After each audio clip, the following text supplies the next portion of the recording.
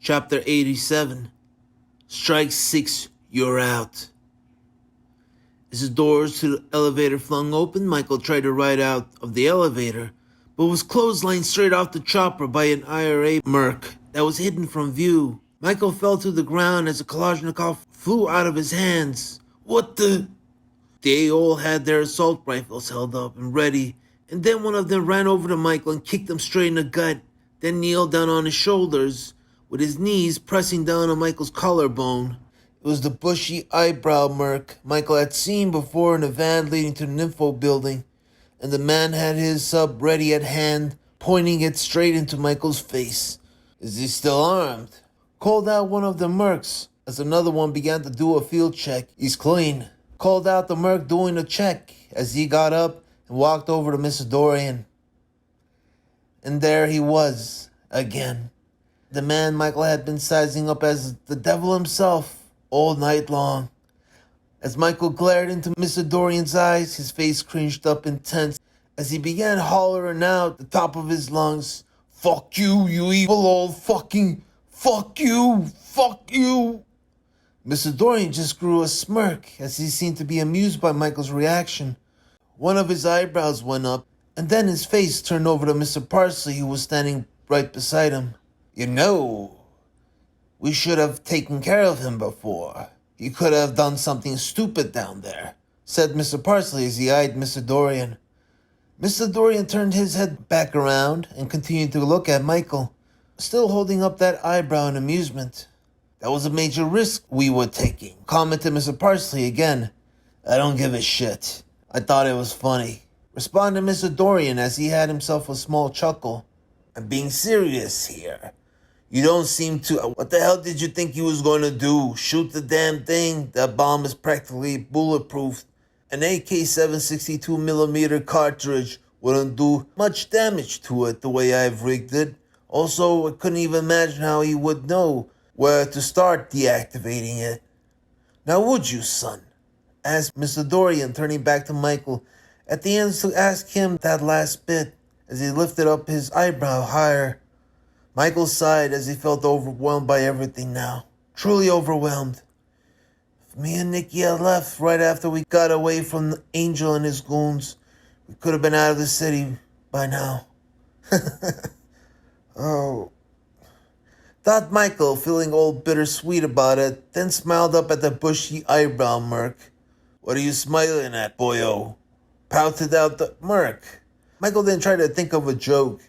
Your bushy eyebrow face all red. Something to do with menopause. Fuck. But couldn't come up with anything. Michael then frowned and laid his head back down, closed his eyes to drift into himself. Sleep, Michael. Sleep. Sleep now. You won't even feel the bullet they put in you after they're through. But still, couldn't. Fuck. Opening his eyes then, he noticed something else. All around them, all over the lobby, and even outside the lobby door, there was a slew of bodies laying dead on the ground. There had to be over 24 of them, or so. And they looked like an assault team that had been ambushed by Mr. Parsley's mercs. The lobby looked to be bathing in blood, and taking a closer look around, Michael also saw bullet holes spanning across the walls, and shell casings littering all over the floor. It looked like a skirmish had taken place between the time Michael had entered the elevator to head down to the garage, and once he had come back up. Looks like I'm not the only one that's failed to do anything tonight. This is what the mercs must have been called back for outside the info building to prepare for this assault. Thought Michael and felt like closing his eyes again and trying again. Please, just go to sleep. Please. But then Michael started doing that thing that he just couldn't stand, that he'd been doing all night, thinking, as he thought about the bomb downstairs and how millions were going to die, and how the fuck is this happening? How? Fuck you, assholes. You evil fucking bunch. How could you? Michael then lunged his face up to try something, but then the merc slammed the butt of his Uzi into Michael's face and bashed it open some as blood started coming out. Keep down. There's nothing you can do. Don't make me shoot you in the face now and end it.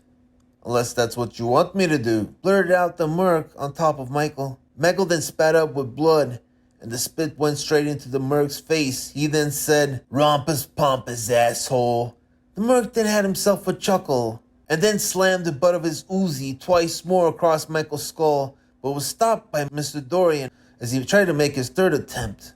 "Don't kill him just yet. There's no fun in that," said Mr. Dorian. "What do you want me to do with him?" asked the merc.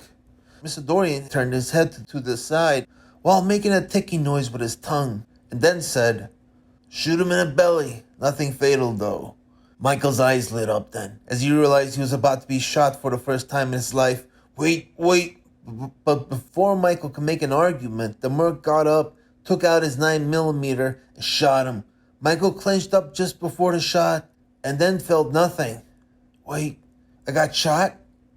But then felt a small poke, and then followed shortly after by some of the most excruciating pain he had ever felt in his entire life. "Oh, fucking hell!" screamed out Michael as he began regretting making a scene with the merc. "No!"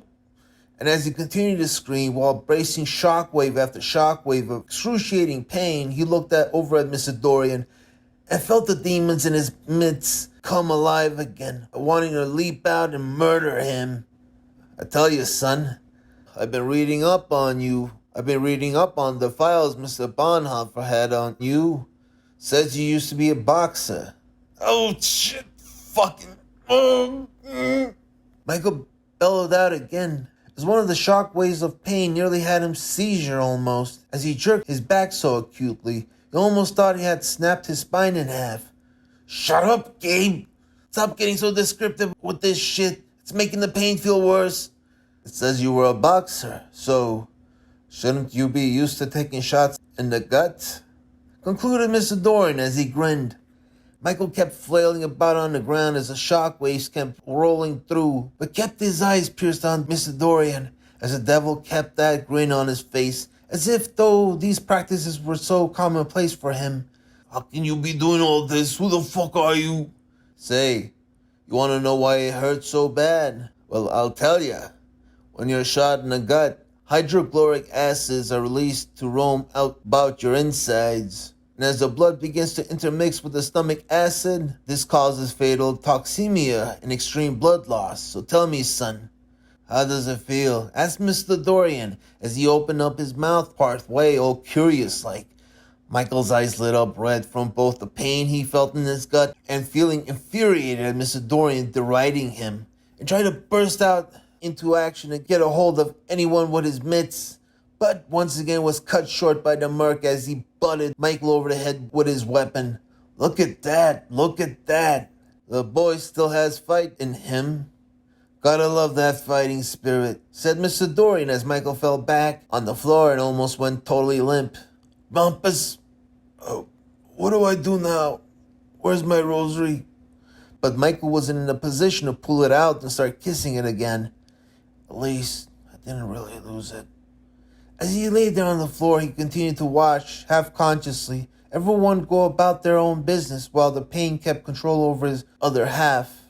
Michael watched Mr. Parsley turn back to Mr. Dorian to have a few more words, and then watched the mercs muster up behind Mr. Parsley as they all seemed ready to leave. "Are you sure, Mr. Kenny? I won't be getting any more surprise visits anytime soon, like the ones here?" asked Mr. Dorian to the fat merc.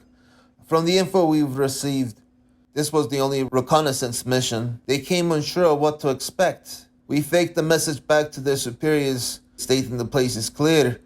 But since they won't be reporting back anytime soon, I'd give it an hour or two before they sent another squad to investigate," informed the merc. Mr. Dorian then looked to one side, then nodded.